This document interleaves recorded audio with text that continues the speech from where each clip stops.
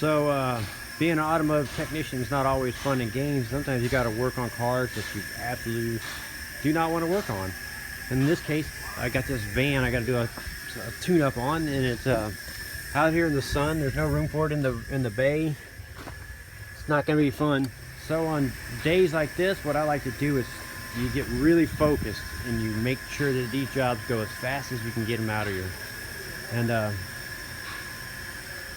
another thing you might get as a technician is pressure from the customer and your service writer. So in this particular case, this customer is going on a road trip tomorrow, and they decided to bring it in for an oil change and kind of check it out.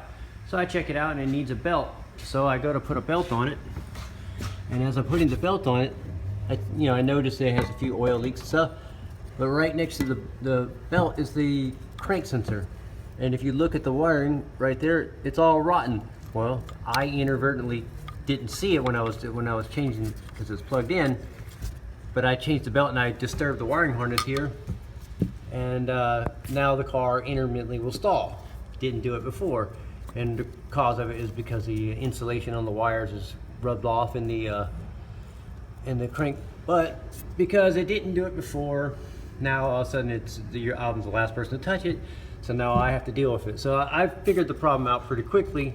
It's not going to cost me that much time to repair this, but just things you come across as a technician, and you may or may not get paid for it. I feel I should get paid for this job. I didn't make the car rot or whatever, but the customer doesn't feel that way, and the service guy, writer, he wants to make the customer happy. So it's kind of one of those things I'm going to eat. So those are just some of the cons of being an automotive technician, but there's an awful lot of positives. I don't want to paint a picture that it's a horrible job or career. It's actually a really rewarding career, and I just wanted to point out that it's not all perfect, and you're going to have your days like where you're going to have cars like this and not working on the cars you want to work on. You're working on these old, as we call them here, POSs.